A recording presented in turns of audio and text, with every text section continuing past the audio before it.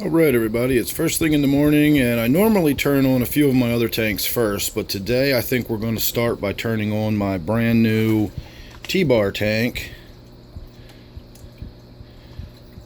I just converted this tank last night from my angelfish tank to my T-bar tank, and I want to just have a look in here first thing as the lights come on and make sure everybody's doing okay. I don't have any floaters, I don't have anybody looking sick or ugly. Looks like everybody along the top is doing okay. T-bar looks like he's doing fine down here.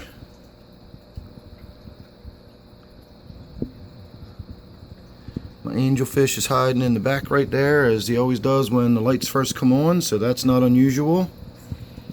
My Synodontis there, I was a little bit worried about him yesterday. During the process of changing the tank over, he was swimming around the surface, like vigorously trying to come up and out of the water, like he was trying to breach. And in my experience, when fish do that, it is because they are desperately trying to get out of the water for some reason. It's either too hard, too soft, ammonia's in it, or something, and there's something that causes it to not want to be in that water desperately. And that's the way it was behaving yesterday. So at the time I chalked it up to the simple disruption in the tank. At the point that it was doing that was when the tank was almost completely empty. It was half full of water. There was no rocks, no substrate, no nothing. And he was trying to swim up and out of the water. So it did concern me just because of the sheer volume of water changes I've been doing. And if you move that much water through a tank that quickly, you can really shift the water chemistry, even if it's just simply shifting the dissolved solids in the water and sending the fish into osmotic shock. So there's the possibility that that was happening, so I was a little bit worried about that, and I was kind of anxious to get down here this morning and get the lights turned on and see how everybody's doing. And so far it looks great. Even now that I can see my angelfish, I'm only seeing his one side, not the whole thing. But he looks good. There's no marks, no obvious injuries from fighting with the T-bar. So it looks like this probably is going to work out okay. I was a little reluctant about mixing the T-bar and the angelfish, but I don't think they're going to be an issue. I honestly don't know if T-bars and angelfish would ever swim together in the same water. I'm pretty sure the T-bars are Central American cichlids, and I believe that the angelfish are South American cichlids, although I don't know how far the ranges go, so they may actually overlap a little bit. So it's possible in the wild that you might actually have T-bars and angelfish swimming in the same water.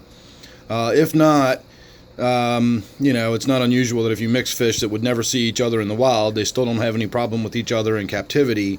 And I'm hoping that is the case between these two, that this is a big enough tank that they're not going to bother each other, and they'll both have plenty of territory to call their own.